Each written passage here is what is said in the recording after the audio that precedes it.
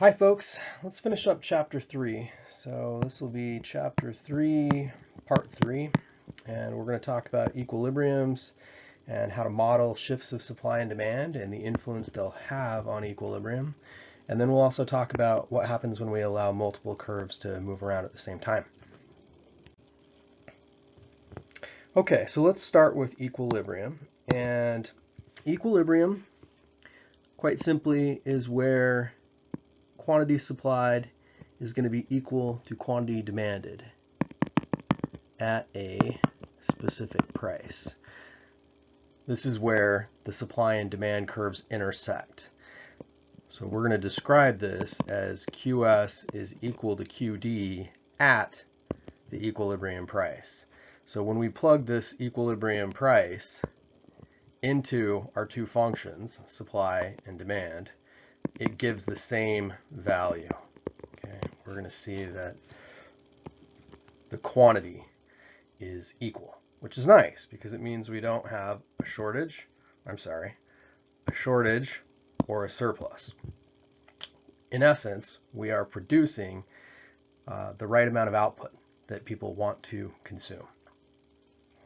This will also sometimes be referred to as a market clearing price, this PEQ here, because of course at this price, all that is created is sold.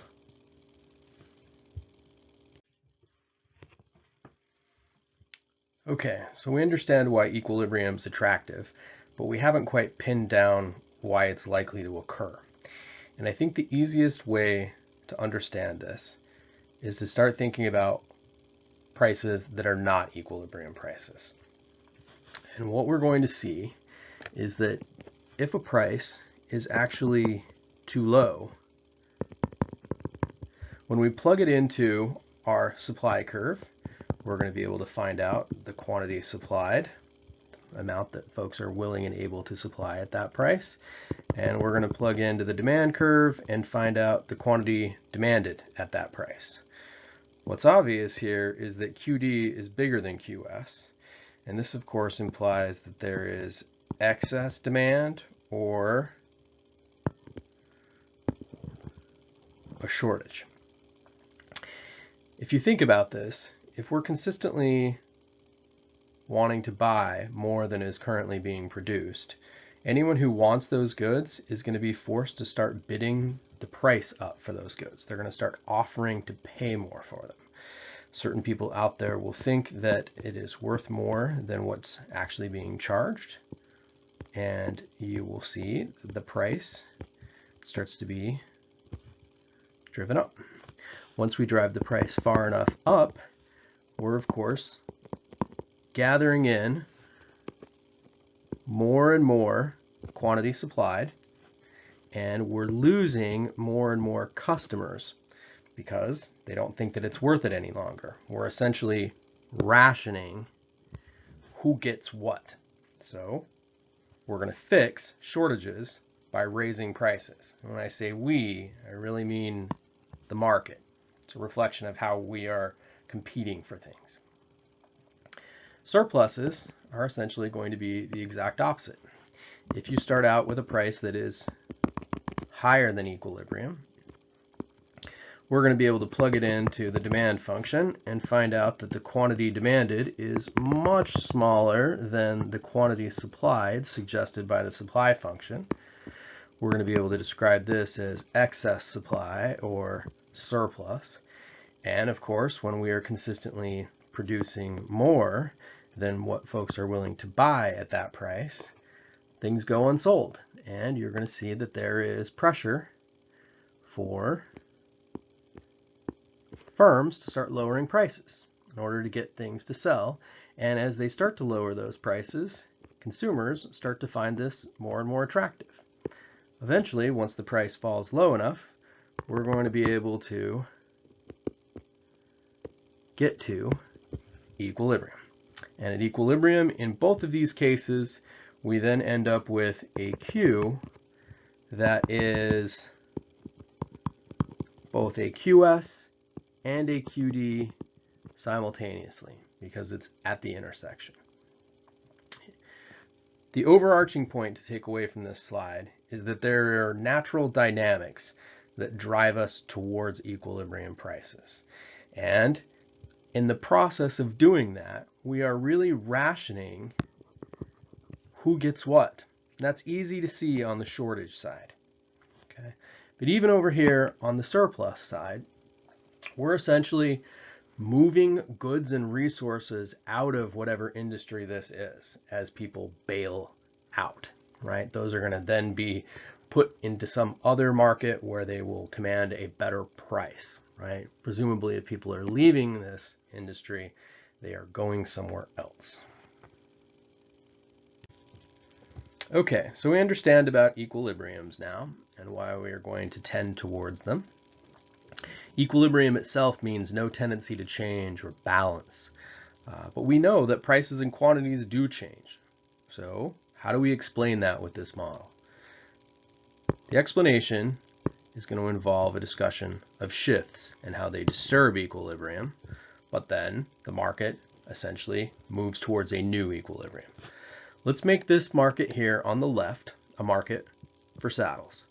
And let's say that there has been an increase in the price of leather, which is a primary input for creating saddles. This is going to lead to a leftward shift of the supply curve. And you can see right away that our intersections of supply and demand have changed. This, of course, implies that the equilibrium price is going to have to rise and the equilibrium quantity is going to fall. Well, let's spend just a little more time talking about why that happens. At the original price, consumers still want to purchase the same amount of saddles. Firms, on the other hand, are not interested in supplying as many at that price. So what you have is a little shortage. We know that shortages get fixed by markets when prices rise.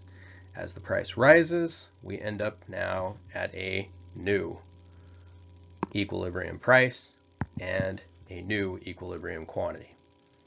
So there's a supply shift and the market settling things out again at a new equilibrium. Let's talk about a demand shift. And let's say that we've got a market for sweaters here on the right, and let's say that income has fallen for consumers. If sweaters are a normal good, then we would expect that there is now a fall in demand for sweaters. So we're going to need to move the demand curve over here to the left, indicating a decrease. And what this means is that at our current price, consumers want to buy far less sweaters than the amount of sweaters that firms would be willing and able to supply at that price. In essence, this is a surplus or excess supply. Surpluses are fixed in markets by prices falling. And of course, once the price falls far enough, we're going to get ourselves over here to our new equilibrium price. And this will, of course, also be our new equilibrium quantity. That quantity is less than the old equilibrium, and we have a new price that's also less, right? So the results of this is a fall in P and a fall in quantity at the new equilibrium.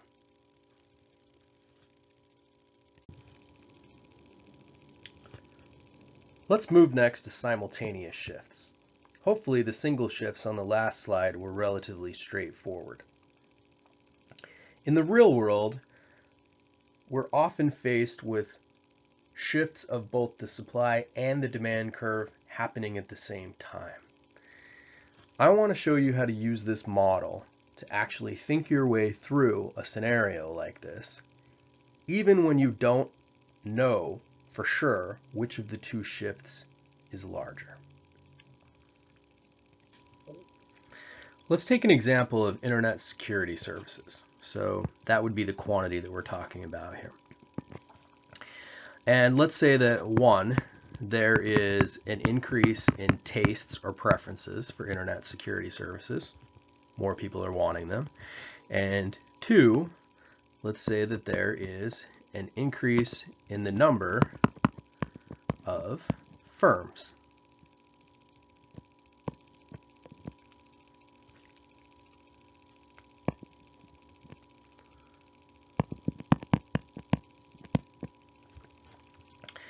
We know that the increase in the tastes is going to lead to a rightward shift in the demand curve.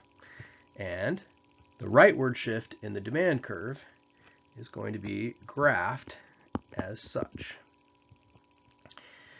Down here, the number of firms increasing is going to lead to a rightward shift in the supply curve, and you would graph it as such.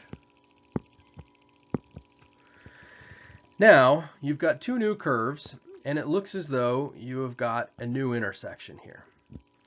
And if you were to compare it to your old intersection, you could see that this new intersection seems to indicate that you have an increase in price, and it also seems to indicate that you are going to have an increase in quantity. Now, one of those is actually going to be a sure thing. The other is actually just an accident of the way that we've drawn the graph. Because keep in mind, when I was shifting supply and demand around here, I'm just drawing in lines. I don't really have any data. I just have a loose piece of information that tastes have increased, and so demand shifts right, and the number of firms have increased, so supply shifts right. But we actually would need to know the magnitudes of these shifts to get precise. Now the good news is this doesn't leave us dead in the water. You can actually start to take each of these shifts separately, and you can start to look at what each of them would produce if they were separate. So the case of an increase in demand is going to lead to a higher price, and it would lead to a higher quantity. And you can look at that by looking here.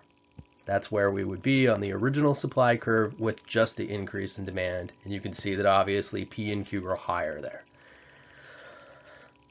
With the supply curve, we're going to be able to see that you would have been at S1 and D here. This is going to indicate to you that you would have a lower price and a higher quantity. That's if supply by itself were changing. Now we know for a fact that both of them have changed. So what do we know for sure about P and Q? What I want you to recognize about P and Q is that you have quantity increasing for both of those. You know Q is going up. What is really problematic for you is P is going up in one case and down in the other. P is going to be indeterminate. The only way you'll be able to tell what happens with P is if you know if the supply or the demand is the bigger shift. If the demand was the bigger shift, prices are rising. If supply is the bigger shift, prices would be falling. Q, we know for sure, though, is going up. Now, in the modern market, what we actually see is that the prices are skyrocketing in internet security services. It's implying that our tastes and the demand is growing faster right now than the supply can keep up. Hopefully this helps you think about simultaneous shifts.